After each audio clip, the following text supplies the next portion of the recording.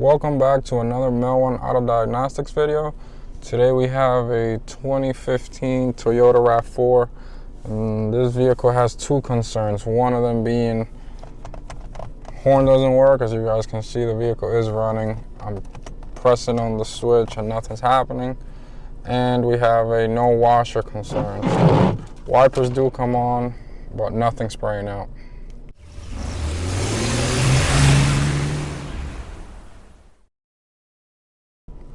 Alright, so being that it's just a horn and washer concern, I'll probably do one video with just the horn diagnosis and one with the washer, depending on what it turns out to be.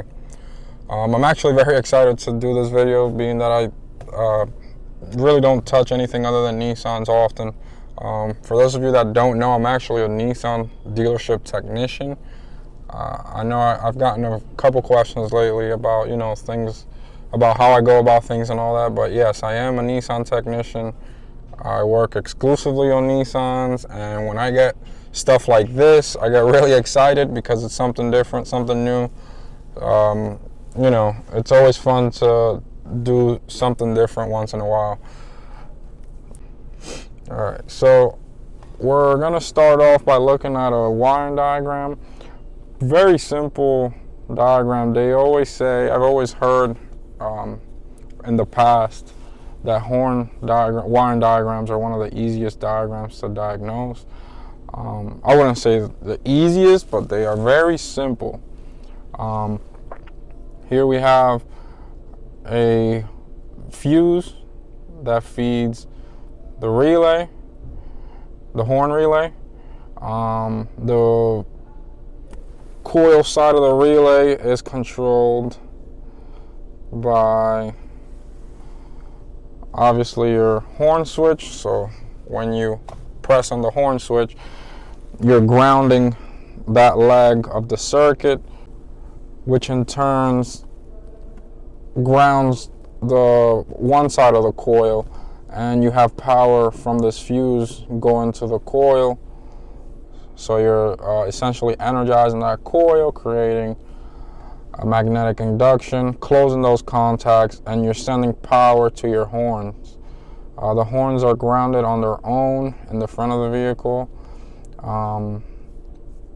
I can honestly I go about this in all circuits that have relays in them. What I do is I do my diag at the relay, because at the relay you can actually check for everything. If it's easy to get to, I can check if we're grounding this circuit here when we hit the switch, and if we have our power. Now our power for our load, our power that goes to the horn, and our power for the coil is shared with one fuse, which makes it even easier. So we only have to worry about one fuse in this circuit. I'm going to go under the hood now. I'm going to find that horn relay. I got to find out where it is first. And I'm going to remove the relay and make all my checks there. Now, if we have everything we need at the relay, then we know it's a bad relay. But let's not get ahead of ourselves yet. Let's go to that relay and do some testing there. All right, so we're under the hood of the vehicle. This engine bay actually looks filthy. You can see definitely some signs of rodents here. So that gives us kind of a clue of what we're facing. So we have our horn fuse here, and our horn relay lives here. So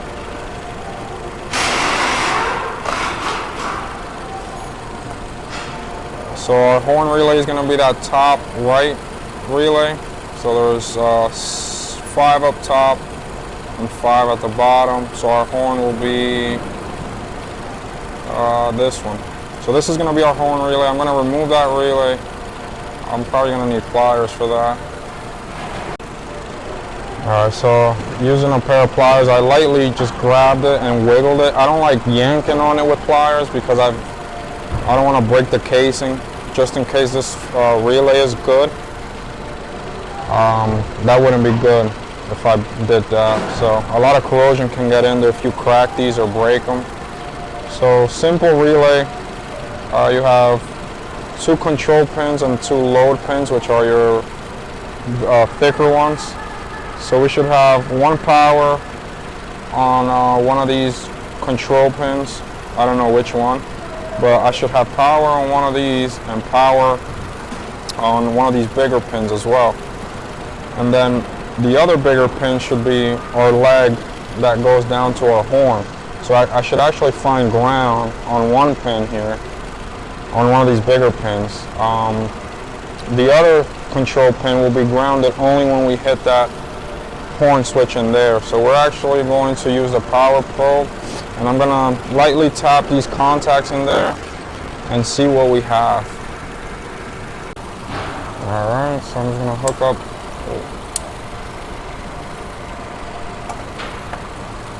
my power probe. We are on, so we have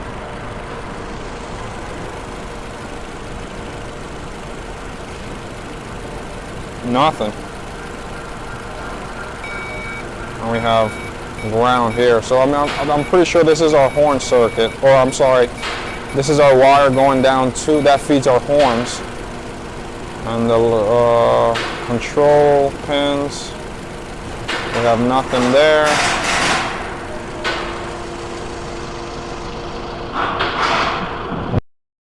Nothing there. Alright, so let's go back to this one. So I wonder, I'm gonna send power, and if our horns are good, I should actually hear, or we should hear our horns go off on this.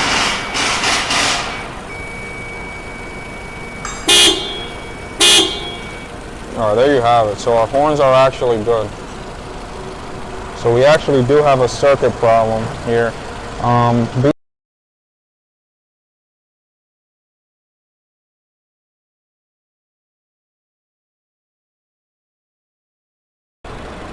Oh, right here. 4th one up, and that bottom one is a 7.5. I'm assuming it's gonna be this row here. Okay. So it was 4th one up. Did I right? 7.5, 20. Yeah, 4th one up, which should be a 10 amp.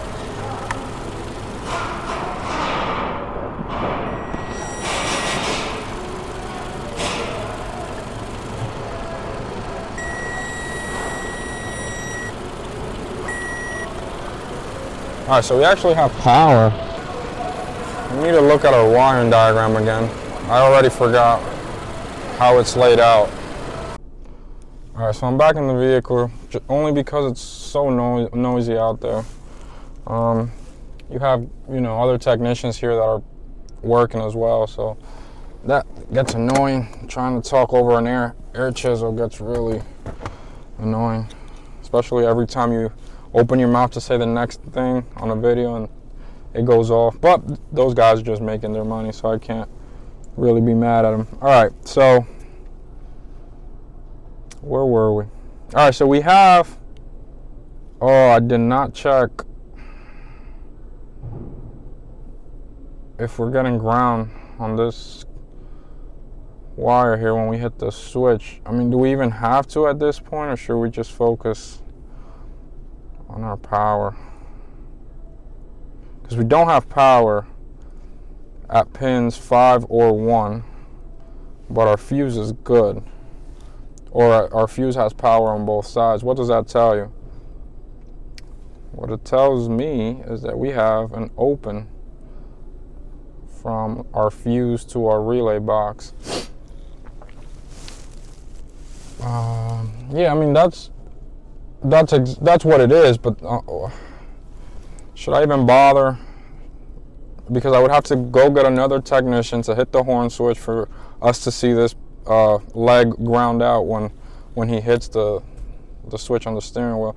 I'm not gonna waste my time. I can almost guarantee that circuit is good, including the switch all the way through the spiral cable. Not that I want to assume, but we do have a problem that we saw there, which is we have no power. So I'm going to look at this harness, visual inspection. I'm willing to bet there's some kind of chewed wires. I mean, even the smell under the hood is just terrible. You can see clear signs of rodents being under there. All right, so that wire from here to there, all the way to our relay, is a black wire, and it goes around this way. I don't know if you guys can see that, but it goes under the cowl, not in the cowl, just kind of alongside the firewall and into these relays here. So we just kind of have to do a visual inspection. I don't think it's a short to ground because our fuse isn't blown, so it's definitely not that. It has to be an open wire somewhere. And holy okay. Wait a minute. Oh, do you guys see that right there? That's a black wire and it's broken. Some days you don't need to be good. You just gotta be lucky. So let me see something. I'm gonna tap this with my Power Pro. This side, and I have power here. And I'm probably not gonna have power on this side. So I'm willing to bet that's our wire. Yeah, because it's black and it's. Alright, so I'm gonna cut this actually there is no conduit. I'm gonna cut this electrical tape open and see what we got. I think there might be some more wires. I see this wire here, which is also black. I don't know if it's the same wire, but I'm gonna open this up real quick and show you guys. Alright, there we have it. So it looks like that other black wire here, right there where my index is, it looks like they just chewed into that, but didn't actually break it. By they, I mean whatever animal was in here. But this black wire is completely open. I think I'm gonna have to add a little bit of wire because that's not gonna be enough to solder. This is gonna be really uncomfortable to solder, by the way. I'm definitely don't want to remove this fuse box. So what I'm gonna do is I'm gonna see if I can find a piece of black wire, or actually it doesn't even matter any color, but I like to match it. So I'm gonna see if I can solder it here, maybe put a sleeve on it, and I'll put some nail polish on this piece, or liquid electrical tape. Alright, so I was actually able to find a black wire and an old harness we had laying around. Same gauge, so I got lucky. I've already stripped both ends. I think this might be too long. I may have to cut it a bit. So I'm going to strip these ends here. We're going to solder it, and we're going to see what happens next. Alright, so I got that piece of wire soldered in. I have a heat shrink sleeve on it, or actually, well, yeah, it's one, and I cut it in half. So easiest way to verify, other than hitting the horn while we're still under the hood, is to come to our relay box.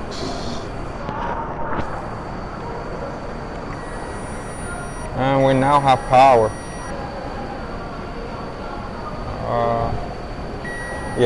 So we have power on our control side of the relay, and we now have power on our load side of the relay. So let's pop that relay back in. Wrong way. Let's put this lid back on.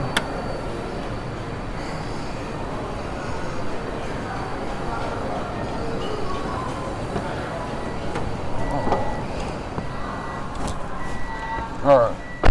So this is a hot at all time circuit, so this should work with the vehicle off. And that's a fix. So hope you guys enjoy this one, something different. Please subscribe, like the video, comment your thoughts, let me know any questions or concerns you guys may have.